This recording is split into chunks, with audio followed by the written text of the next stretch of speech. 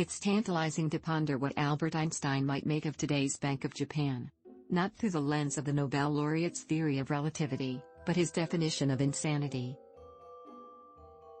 Since 1999, the BOJ has been doing the same things to jolt the economy over and over again. But since 2013, Governor Haruhiko Kuroda has, as per the Einstein principle, really gone off the deep end. It's not what Kuroda did to defeat deflation, but the scale of his efforts. From 1999 to 2012, his predecessors cut interest rates to zero, pioneered quantitative easing, drove the yen sharply lower and pumped tidal waves of liquidity into assets everywhere. Over the last 9 years, especially, the BOJ ramped up government bond buying to the point where it owned more than half of all outstanding issues.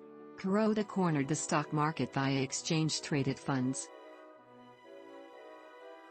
The BOJ now owns more than $430 billion of equities, making it the biggest player in Japan's market.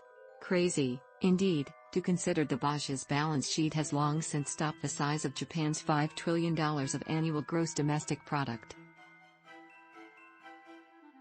No other group of 7 economy even comes close. And no economy has gotten so little out of so much financial firepower. Sure, Japan has muddled along and avoided a Lehman Brothers-like crisis. But 23 years of zero rates haven't produced significant wage gains for Japanese workers. They haven't rekindled innovation or increased productivity. 2 decades of the most aggressive corporate welfare the world has arguably ever known is backfiring as we speak. Think about it, how many headline-grabbing takeover attempts by multinational companies have you read about in Japan this last decade?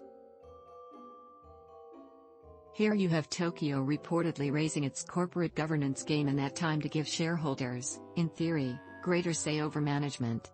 You also have a yen that's been edging lower for a decade now, down 18% this year alone. Japan Incorporated also is infamously cash-rich. If there's a G7 economy that's on sale in 2022, it's the one Prime Minister Fumio Kishida pledges to internationalize. And yet huge cross-border mergers and acquisition deals have largely steered clear of Japan. Here, the BOJ deserves more blame than Kuroda's team would ever admit. The more cash the BOJ foisted at companies, the less urgency CEOs felt to innovate, restructure, increase efficiency or take risks on new business lines.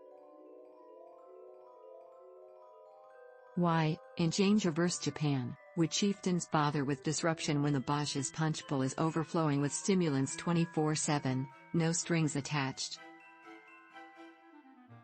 Why, if you are an elected official facing voters every couple of years, would you bother remaking an economy getting monetary intravenous doses indefinitely?